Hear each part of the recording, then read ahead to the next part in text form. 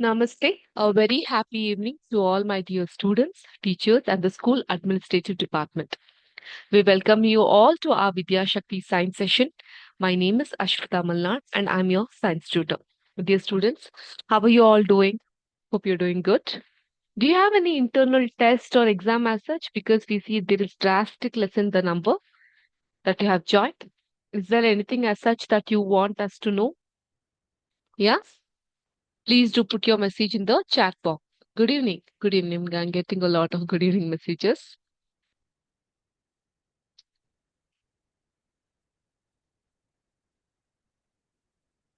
Okay, so I don't think so you have any test now, isn't it? Because I see very less number of students have joined the session.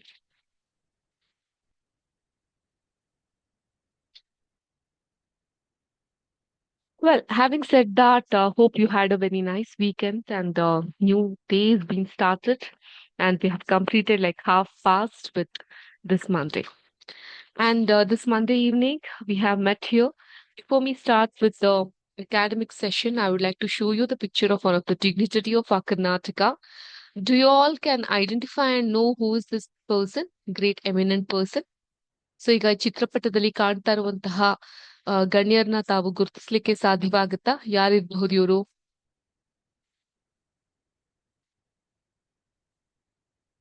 Good evening, good evening. Any one of you, can you message me and tell me who is this person?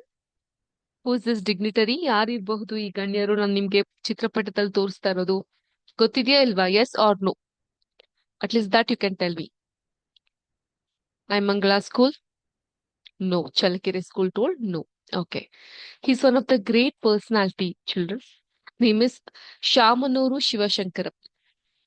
ಒಂದು ಕುಗ್ರಾಮದಲ್ಲಿ ಹುಟ್ಟಿದಂತಹ ಇವರು ಅದೇ ಒಂದು ಗ್ರಾಮವನ್ನ educational hub ಆಗಿ ಮಾಡ್ತಾರೆ. Okay, so he's basically a politician for the Congress party. He served as an MLA of Davangere South Assembly constituency. So this great personality, uh, you know, his son, is this Mallikarjun, Minister for Mines and Geology, from Government of Karnataka. So the great personality, Shamanuru Shivashankarappa, he's a very eminent personality in bringing a revolution change in the field of education. ದಾವಣಗೆರೆಗೆ ಹೋದಾಗ ಒಂದ್ ಕಾಲದಲ್ಲಿ ದಾವಣಗೆರೆ ಇವಾಗ ಒಂದೊಂದು ಜಾಗಗಳಿಗೂ ಅದ್ರದೇ ಆದಂತಹ ಪ್ರಸಿದ್ಧಿ ಇರುತ್ತೆ ಅಲ್ವಾ ಕರ್ನಾಟಕದಲ್ಲಿ? ಹೌದಲ್ವಾ? ಈಗ ನಾವು ಮೈಸೂರು ಅಂದ ತಕ್ಷಣ ಏನ್ ನೆನಪಾಗುತ್ತೆ ನಮ್ಗೆ? ಏನ್ ನೆನಪಾಗುತ್ತೆ ಮೈಸೂರು ಅಂದ ತಕ್ಷಣ? ಅರಮನೆ ನಗರಿ ಅಂತೀವಲ್ವಾ? The place of palace. ಅದೇ ರೀತಿ ಧಾರವಾಡ ಅಂದ ತಕ್ಷಣ it's an educational hub. Peda, ಯಾರಕ್ ಪೇಡ ನೆನಪಾಗಲ್ಲ? ಅಫ್ಕೋರ್ಸ್ ಪೇಡ. ಮೈಸೂರು ಅಂದ ತಕ್ಷಣ ಮೈಸೂರ್ ಪಾಕ್ ಅಲ್ವಾ? ಓಕೆ. ದಾವಣಗೆರೆ ಅಂದ ತಕ್ಷಣ ವೆರಿ ಗುಡ್, ಬೆಣ್ಣೆ ಮಸಾಲೆ ದೋಸೆ. ಸೂಪರ್. ಎಲ್ಲಾ ಮ್ಯಾಮ್ ತರಾನೇ ತಿಂಡಿ ಪೋಸ್ಟ್ ಅಲ್ವಾ? ನನ್ಗೂ ತಿಂಡಿ ತಿನ್ನೋದಂದ್ರೆ ತುಂಬಾ ಇಷ್ಟ. Okay. Ma'am, you had your snacks? Yes, children, I did had my snacks. How about you? You had your milk, coffee, tea? What is that you're going to have? Okay. Well, so Shamanur Shivashankarappa, ನಮ್ಮ ಮಕ್ಕಳ ಹತ್ರ ಮಾತಾಡ್ತಿದ್ರೆ ಏನಾದ್ರೂ ಒಂದು sad situation ಇದ್ರು ಕೂಡ ಅದನ್ನ full fun ಆಗಿ ನೀವು ಕನ್ವರ್ಟ್ ಮಾಡ್ತೀರಾ. ಅದಕ್ಕೆ ನಂಗೆ ನಿಮ್ ಕಂಡ್ರೆ ತುಂಬಾ ಇಷ್ಟ. ಸೊ ಶಾಮನೂರು ಶಿವಶಂಕರಪ್ಪ ಅವರು ಶಾಮನೂರು ಗ್ರೂಪ್ಸ್ ಅಂತ ಕ್ರಿಯೇಟ್ ಮಾಡಿದ್ರು. ಎಷ್ಟೋ ಜನ ನಿರುದ್ಯೋಗಿಗಳಿಗೆ ಉದ್ಯೋಗ ಅವಕಾಶಗಳನ್ನ ಕಲ್ಪಿಸ್ಕೊಟ್ರು. ಅಂಡ್ ಅವರ ಒಂದು ಸೇವೆ in the field of horticulture and agricultural marketing. Do you all remember horticulture? The very first chapter we had about crop production and management, and there we had a discussion about this animal husbandry, silk, sericulture, ಇದ್ರ ಬಗ್ಗೆ ನಾವು discuss ಮಾಡಿದ್ವಲ್ಲ. S, the same ಹಾರ್ಟಿಕಲ್ಚರ್ಗೆ ಸಿಕ್ಕಾಪಟ್ಟೆ contribution ಮಾಡಿರುವಂತಹ great ಡಿಗ್ನಿಟರಿ ಅವರು. ಎಲ್ಲದಕ್ಕಿಂತ ಹೆಚ್ಚಾಗಿ ಎಲ್ಲಾ ಮಕ್ಳಿಗೂ ಕೂಡ ಉಚಿತವಾಗಿ ಎಜುಕೇಶನ್ ಅನ್ನೋದು ಸಿಗ್ಬೇಕು, ಹೆಲ್ತ್ ಫೆಸಿಲಿಟಿ ಸಿಗ್ಬೇಕು, ಅನ್ನ ದಾಸೋಹ ಆಗ್ಬೇಕು. ಇವಾಗ ನೀವೆಲ್ಲ ರೆಸಿಡೆನ್ಶಿಯಲ್ ಸ್ಕೂಲ್ಗಳಲ್ಲಿ ಇರ್ತೀರಾ, ಎಷ್ಟೋ ಮಠಗಳಲ್ಲಿ ಮಕ್ಳುಗಳು ಓದ್ತಾ ಇರ್ತಾರೆ.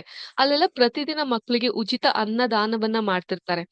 ಎಷ್ಟೋ ಕಡೆ ಏನಾಗುತ್ತೆ, ಬೇಸಿಕ್ ನೆಸೆಸಿಟಿನ ಮಕ್ಳಿಗೆ ಕೊಡಕ್ ಆಗ್ತಾ ಇರೋದಿಲ್ಲ ತಂದೆ ತಾಯಿಗೆ. ಅಂತ ಸಂದರ್ಭದಲ್ಲಿ ಆರ್ಥಿಕ ಪರಿಸ್ಥಿತಿ ಕುಗ್ಗದಾಗ ಇಂತಹ ಮಠಗಳಿಗೆಲ್ಲ ಸೇರ್ಸಿರ್ತಾರೆ. ಎಲ್ಲಿ ಅವ್ರಿಗೆ ಒಂದ್ ಹೊತ್ತು ಊಟ ಆದ್ರೂ ಸಿಗುತ್ತಲ್ಲ ಮಕ್ಳಿಗೆ ಅನ್ನೋ ಉದ್ದೇಶದಿಂದ. ಸೊ ಅಂತಹ ಮಕ್ಕಳನ್ನ ಗುರುತಿಸಿ ಪ್ರೋತ್ಸಾಹ ನೀಡಿ ಸ್ಕಾಲರ್ಶಿಪ್ ನ ಕೊಟ್ಟು there was a specific set of scholarship ಇವ್ರ ಹೆಸರಲ್ಲಿ ಸ್ಕಾಲರ್ಶಿಪ್ ಸಹ ಇದೆ. ಸೊ ಅಂತಹ ಗ್ರೇಟ್ ಡಿಗ್ನಿಟರಿ ಇವರು. ಸೊ ಇವರು ನಿನ್ನೆ 14th of December, he leaves us, he passes away. And in today's session, we request you to just hold 1 minute of your time and remain in silence and give respect to the dignitary. If possible, kindly turn on your video and I shall share the timer now. I shall start the timer now. The time starts now. Request you all to maintain silence for 1 minute in morning for the great dignitary. 1 ನಿಮಿಷಗಳ ಕಾಲ ದಯವಿಟ್ಟು ಮೌನಾಚರಣೆಯನ್ನ ಮಾಡಿ. Time starts now.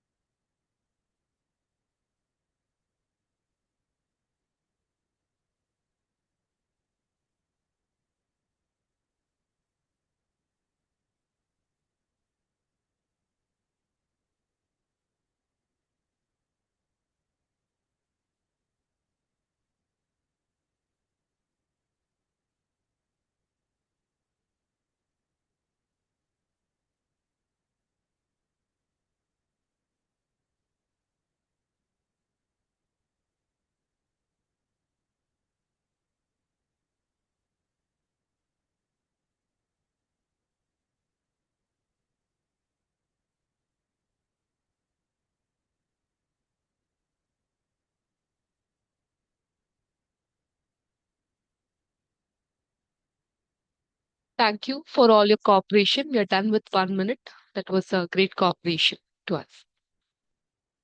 Well, having said that, we'll get back quickly into today's class. I remember that we had a multiple choice question test, but I hardly see your faces. Hardly I see the numbers here, and hardly I see people's participant. So we are conducting the MCQ test in the next section. Okay. Having said that, let us quickly finish some natural phenomena chapter. It's been so long that we are doing this chapter, right?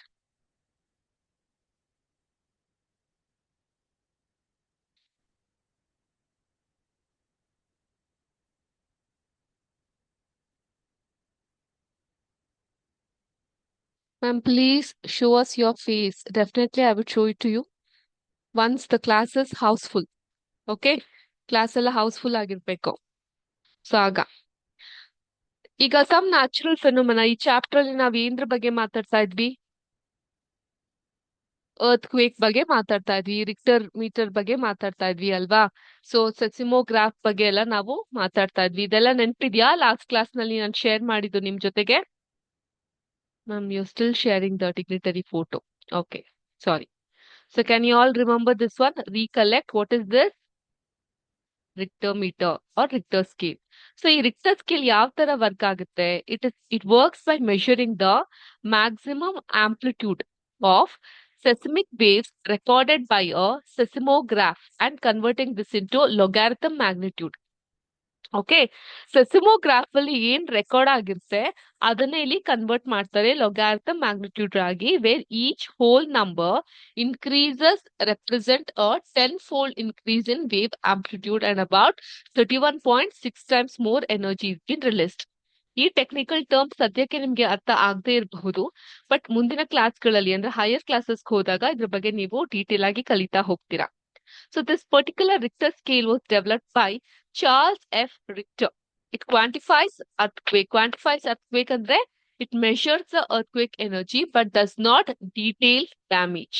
ಎಷ್ಟು damage ಆಗಿದೆ ಅನ್ನೋದು ಗೊತ್ತಾಗೋದಿಲ್ಲ, but earthquake ಎಷ್ಟು ಮಾಪನದಲ್ಲಿ ಆಗಿದೆ ಅನ್ನೋದನ್ನ measure ಮಾಡುತ್ತೆ. ಇದನ್ನ ಕಂಡುಹಿಡಿದವರು ಚಾರ್ಲ್ಸ್ ಎಲ್ ಎಫ್ ರಿಕ್ಟರ್. ಈ ಒಂದು ಹೆಸರನ್ನ ನೀವು ಬೇಕಂದ್ರೆ as a piece of general knowledge you can just write it.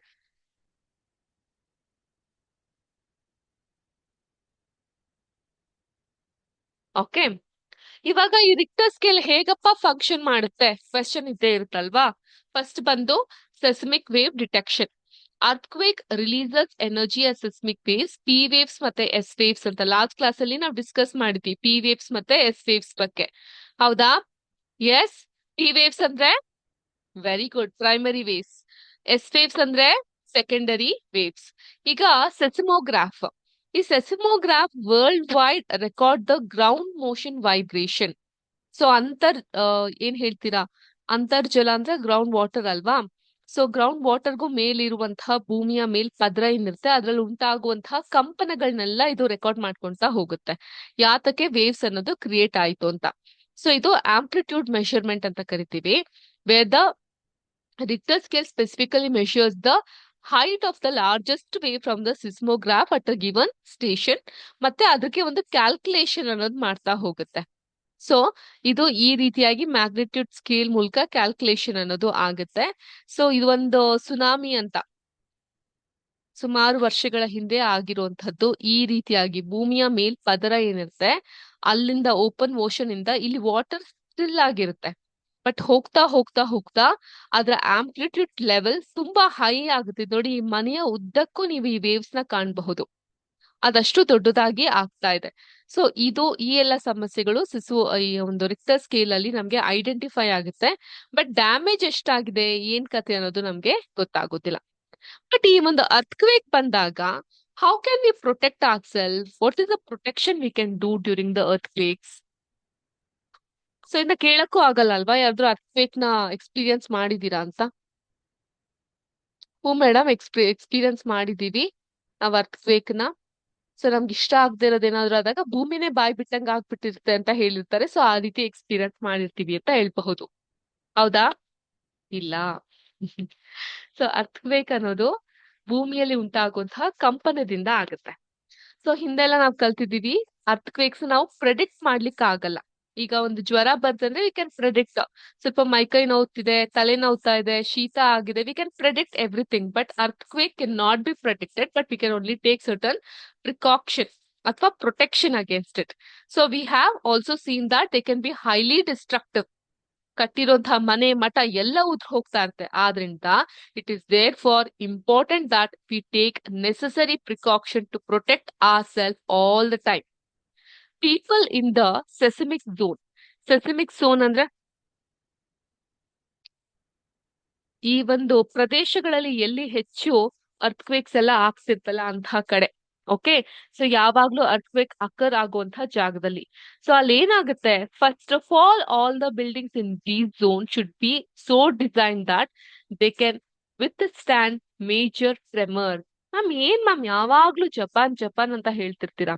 Japan ಅಲ್ಲಿ ಕನ್ಸ್ಟ್ರಕ್ಷನ್ ಅನ್ನೋದು ಎಷ್ಟು ಚೆನ್ನಾಗಿ ನಡೆಯುತ್ತೆ ಅಂತ ಹೇಳಿದ್ರೆ, ಸೊ ಅಲ್ಲಿ ಟ್ರೆಮರ್ಸ್ ನ ತಡೆಯುವಂತಹ ಶಕ್ತಿಯನ್ನ, ಟ್ರೆಮರ್ಸ್ ಅಂದ್ರೆ sudden shivering of the land, ತಡೆಯುವಂತಹ ಶಕ್ತಿ ಆ ಬಿಲ್ಡಿಂಗ್ಸ್ ಗಳಿಗಿರುತ್ತೆ. ಅಕಸ್ಮಾತ್ ಅವರಲ್ಲಿ ಎಷ್ಟು ಚಂದ ಟೆಕ್ನಿಕ್ಸ್ ಗಳಿರುತ್ತೆ ಅಂದ್ರೆ, ನಿಮ್ಗೆ ಅರ್ಥಕ್ವೇಕ್ ಏನಾದ್ರು ಆಯ್ತು ಅಂದ್ರೆ ಇಡೀ ಬಿಲ್ಡಿಂಗ್ ನೇ ನೀವ್ ಎತ್ಕೊಂಡು ಶಿಫ್ಟ್ ಮಾಡಬಹುದು. ಆ ರೀತಿಯಾದಂತಹ ಟೆಕ್ನಾಲಜೀಸ್ ಗಳನ್ನ ಅವರು ಬಳಸ್ತಾರೆ. So this modern building technology can make it possible. It is advisable to make the structure simple so that it is quake safe. ಮತ್ತೆ you have to consult a qualified architect and structural engineers. In highly seismic areas, the use of mud or timber is better than using heavy construction material. So keep roof as light as possible in case the structure falls, the damage will not be heavy. So ನಾವೇನ್ ಮಾಡ್ತೀವಿ, roof ಒಂದಿತ್ತು ಅಂತ ಹೇಳಿದ್ರೆ ಆ ರೂಫ್ಗೆಲ್ಲ design ಹಾಕೋದು, POP ಮಾಡಿಸೋದು, ಝೂಮರ್ಗಳನ್ನ ಹಾಕೋದು, ಈ ರೀತಿ ಎಲ್ಲ ಹಾಕೋದು. ಅಕಸ್ಮಾತ್ ತತ್ಬೇಕಾಯ್ತು ಇದೇನಾದ್ರೂ ಬಿದ್ದಿ ಯಾರ್ದಾದ್ರೂ ತಲೆ ಮೇಲೆ ಬಿದ್ರೆ ಡಮಾರ್ ಹೋಯ್ತು ತಲೆ ಅಲ್ವಾ. ಸೊ ಹಾಗಾಗಿ ಆದಷ್ಟು ಸಿಂಪಲ್ ಆಗಿ ಇರ್ಬೇಕು ನಮ್ಮ ಕನ್ಸ್ಟ್ರಕ್ಷನ್ ಅನ್ನುವಂಥದ್ದು. Okay, so it is better if the cupboards and shelves are fix to the wall so that they do not fall easily. So ಈ ಕಬ್ಬಿಣದ ಬೀರೋ ಎಲ್ಲ ಅಂದ್ರೆ ಬಿದೋಗ್ಬಿಡುತ್ತೆ. ಅದೇ ವಾಲ್ಗೆ ಫಿಕ್ಸ್ ಆಗಿದ್ರೆ ಅಷ್ಟು ಜೋರಾಗಿ ಅದು ಬೀಳ್ಲಿಕ್ಕೆ ಸಾಧ್ಯ ಇಲ್ಲ. ಆದ್ರೆ be careful where you hang wall clocks, photo frames, water heater etcetera, so that in the event of an earthquake they do not fall on people. ಎಷ್ಟೋ ಸಲ ಹಾಗೆ ಆಗುತ್ತೆ ಅಲ್ವಾ, ಒಂದು ದೊಡ್ಡ ಭಾರವಾಗಿರೋ ವಸ್ತು ತಲೆ ಮೇಲೆ ಬಿದ್ದು ಜನರಿಗೆ ಹೆಚ್ಚು ಕಮ್ಮಿ ಆಗಿರೋದು ಉಂಟು. And since some buildings may catch fire due to an earthquake, it is necessary that all buildings, especially tall buildings, have firefighting equipments in working order. Fire equipments, do you all remember the chapter combustion flame? Combustion flame ಅಂತ ಒಂದು chapter ಇತ್ತು, first semester ಅಲ್ಲಿ ಇತ್ತು. ಆ chapter ಅಲ್ಲಿ ನಾವು fire extinguisher ಬಗ್ಗೆ ಎಲ್ಲ ಮಾತಾಡಿದ್ವಿ, ನೆನ್ಪಿದ್ಯಾ? ಹಾ, ದೊಡ್ಡ ದೊಡ್ಡ ಅಂಗಡಿಗಳಿಗೆ ಹೋದಾಗ, ಮಾಲ್ಗಳಿಗೆ ಹೋದಾಗ, ಫಿಲ್ಮ್ ಥಿಯೇಟರ್ಗೆ ಹೋದಾಗ ಆ ರೀತಿ ಫೈರ್ ಎಕ್ಸ್ಟಿಂಗ್ವಿಷರ್ ಗಳೆಲ್ಲ ನೋಡಿರ್ತೀರಾ ನೀವು, ಅಲ್ವಾ? ಸೊ ಅದು ಬೆಂಕಿ ಅನಾಹುತವನ್ನ ಕಮ್ಮಿ ಮಾಡುತ್ತೆ. ಓಕೆ, ಸೊ ಇವಾಗ ಸೆಂಟ್ರಲ್ ಬಿಲ್ಡಿಂಗ್ ರಿಸರ್ಚ್ ಇನ್ಸ್ಟಿಟ್ಯೂಟ್ ಅಂತ ಒಂದಿದೆ.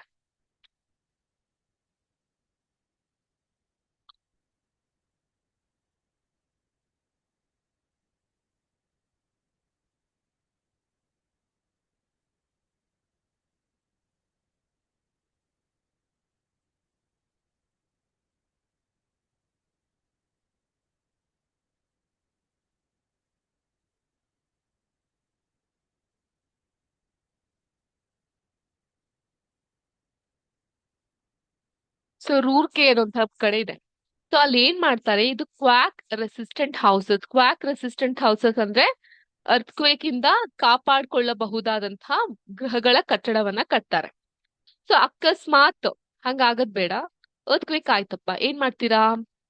ಅಯ್ಯಯ್ಯೋ ಅರ್ಥಕ್ವೇಕ್ ಆಯ್ತು ಅಂತ ಓಡಕ್ ಶುರು ಮಾಡ್ತೀರಾ? ಇಲ್ಲ ಅಲ್ವಾ?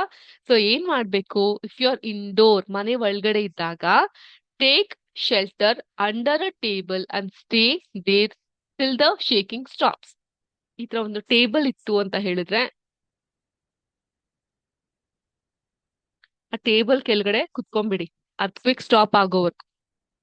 Okay, stay away from tall and heavy objects that may fall on you. I give you an example. ಒಂದು ವಾಟರ್ ಹೀಟರ್ ಆಗಿರಬಹುದು, ಗಡಿಯಾರ ಆಗಿರಬಹುದು, ಅಂತದ್ರಿಂದ ಫಾರ್ ಅವೇ ಇರಿ, ಒಂದ್ ಸೇಫ್ ಆಗಿರೋ ಜಾಗದಲ್ಲಿ ಇರಿ. If you are in bed, do not get up, protect your head with a pillow. Okay, ಗಾಡಿಲಿ ಹೋಗ್ಬೇಕಾದ್ರೆ ಹೇಗೆ ಏನಕ್ಕೆ ಹೆಲ್ಮೆಟ್ ಹಾಕೊಂತೀವಿ? ಅಕಸ್ಮಾತ್ ಬಿದ್ಬಿಟ್ರೆ ತಲೆ ಒಡೆದು ಹೋಗ್ಬಾರ್ದು ಅನ್ನೋ ಕಾರಣಕ್ಕೆ ಹಾಕ್ತಿವಿ ಅಲ್ವಾ?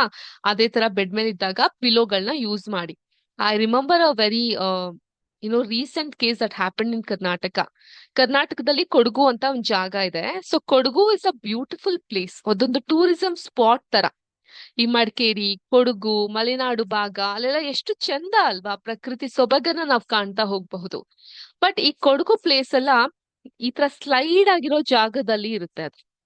ಅಂದ್ರೆ ಈ ಕಾಫಿ ಎಸ್ಟೇಟ್ ಅಲ್ಲಿ ಈ ರೀತಿ ಸ್ಲೈಡ್ ಆಗಿರುತ್ತೆ, ಮನೆಗಳೆಲ್ಲ ಕೆಳಗಡೆ ಇರುತ್ತೆ ಹೀಗೆ. ಸೊ ಏನಾಯ್ತು, ಈ ತರ ಒಂದು ಗುಡ್ಡ ಕುಸ್ತು ಮನೆ ಮೇಲ್ ಬಿದ್ದು, ಅಲ್ಲಿ ಇದ್ದೋ ಅಂತ, ಅಲ್ಲಿ ಒಂದು ತಾಯಿ 2 ಮಕ್ಳು ಮಲಗಿದ್ರಂತೆ. 2 ಮಕ್ಳ ಮೇಲೂ ಕೂಡ ಗುಡ್ಡ ಕುಸ್ತು ಮಕ್ಳು ಅಲ್ಲೇ ಸಾವನ್ನಪ್ತಾರೆ. ತಾಯಿನ ಹಾಸ್ಪಿಟಲೈಸ್ ಮಾಡ್ತಾರೆ. ಆ ಅದು ಇಮೇಜಸ್, ಆ ವಿಡಿಯೋಸ್ ಗಳನ್ನೆಲ್ಲ ಈ ನ್ಯೂಸ್ ಚಾನೆಲ್ಗಳಲ್ಲಿ ಮೀಡಿಯಾಗಳು ಕ್ಯಾಪ್ಚರ್ ಮಾಡಿದ್ವು. It was so frightening that. So ನೀವ್ ಜೋರು ನಿದ್ರೆ ಇರ್ತೀರಾ, ಎಂತ ಮಾಡ್ಬೇಕು ಅಂತ ಸಹ ಗೊತ್ತಾಗೋದಿಲ್ಲ ನಿಮ್ಗಂತಹ ಸಮಯದಲ್ಲಿ ಅಲ್ವಾ? ಸೊ ಹಾಗಾಗಿ always make sure that how to protect your self. ಆ ಹೆಡ್ ಪಾರ್ಟ್ ಎಲ್ಲ ಹೇಗೆ ಪ್ರೊಟೆಕ್ಟ್ ಮಾಡೋದು ಅನ್ನೋದು ನೋಡ್ಬೇಕಾಗುತ್ತೆ. So when these kind of an situation happens, do not panic. Okay, ಅಕಸ್ಮಾತ್ ಮನೆ ಒಳಗಿದ್ದಾಗ ನೀವ್ ಹೇಳ್ದಂಗೆ ಮೇಡಮ್ ದಿಂಬೆಲ್ಲ ತಲೆ ಮೇಲೆ ಇಟ್ಕೊಳ್ತೀವಿ, ಟೇಬಲ್ ಕೆಳಗಡೆ ಹೋಗಿ ಬಚ್ಚಿಟ್ಕೊಂತೀವಿ, ಟಾಲ್ ಹೆವಿ ಆಬ್ಜೆಕ್ಟ್ ಇಂದ ದೂರ ಇರ್ತೀವಿ. ಆಚ್ ಕಡೆ ಇದ್ವಪ್ಪ, ಆಗೇನ್ ಮಾಡೋದು? ಆಗ್ಲೂ ಅಷ್ಟೇ, find a clear spot away from building, trees and over head power lines. Okay, so ಅಲ್ಲಿ ನೆಲದ ಮೇಲೆ ಮಲಗ್ಬಿಡಿ ನೀವು.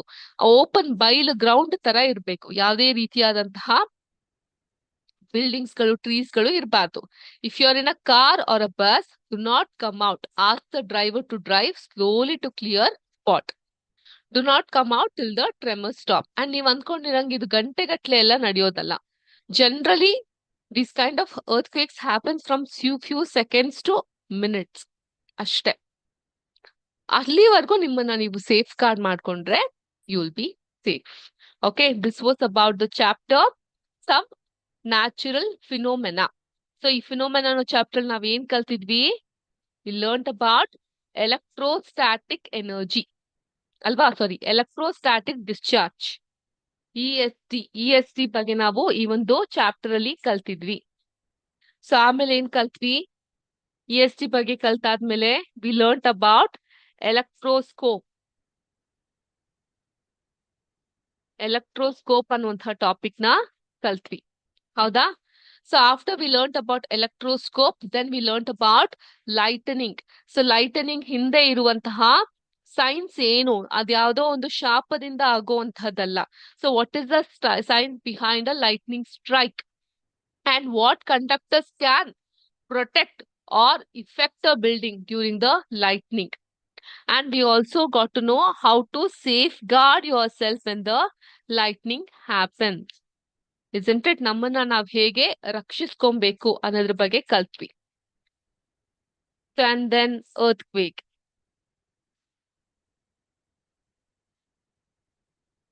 Earthquake ಬಗ್ಗೆ ನಾವ್ ಕಲ್ತ್ವಿ. And we also learnt about precautions to be taken during earthquake. Earthquake ಅಲ್ಲಿ we also learnt about the measurement. Richter scale ಇಂದ how do we measure the earthquake, and adadmele what are the precautions that we need to take during the time of earthquake. So these were the things that we learnt about this particular chapter. Okay, so this is the end of this chapter. In the next session, let us learn with a new chapter. Before me saying that, in this particular chapter, do you have any doubts apart from ma'am test yavaga annadu bittu bere enadru questions idre? The time is yours. I'll give you 1 minute time. Please do ask me the doubt.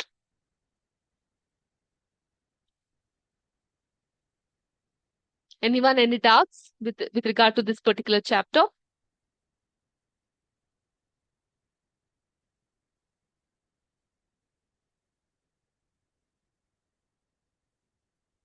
Any doubts, students?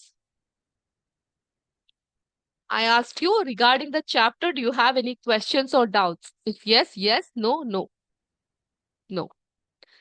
Okay, thank you so much for the active participation. So in the next class, let us learn with a new chapter. We shall complete the chapter. Post that, I'll be giving you series of tests. ಆಯ್ತಾ, ಇನ್ನೊಂದು chapter ನಾವು ಮಾಡಿ ಮುಗಿಸ್ಬಿಟ್ರೆ so complete ಆಗ್ಬಿಡ್ತೆ ನಮ್ಮ portions. ಅದಾದ್ಮೇಲೆ second semester ಸಂಬಂಧಪಟ್ಟಂಗೆ I remember chemical effect of electric current, some natural phenomena, ಮತ್ತೆ the next chapter which I'll be doing. So ಆ 3 chapters MCQs ಗಳು ಬಾಕಿ ಉಳಿಯುತ್ತೆ. Ma'am can you please explain ESD? ESD ಅಂದ್ರೆ electrostatic discharge ಅಂತ ಅನ್ಬಿಟ್ಟು, ಎರಡು ವಸ್ತುಗಳು ಒಂದಕ್ಕೊಂದು ಘರ್ಷಣೆ ಉಂಟಾದಾಗ ಎಲೆಕ್ಟ್ರೋಸ್ಟಾಟಿಕ್ ಅನ್ನೋದನ್ನ ರಿಲೀಸ್ ಮಾಡುತ್ತೆ. ಓಕೆ, ಸಡನ್ ಆಗಿ ನೀವೊಂದು ಡೋರ್ ನಾಬ್ ಅನ್ನು ಮುಟ್ಟಿದಾಗ ನಿಮ್ಗೆ ಶಾಕ್ ಹೊಡೆಯುವಂಥದ್ದು, ಸೊ ಅದನ್ನೆಲ್ಲ ನೋಡಿರ್ಬಹುದಲ್ವಾ. ಸೊ ಈ ಎಲೆಕ್ಟ್ರೋಸ್ಟಾಟಿಕ್ ಡಿಸ್ಚಾರ್ಜ್ ಅಂದ್ರೆ it's a sudden release of static electricity between 2 object.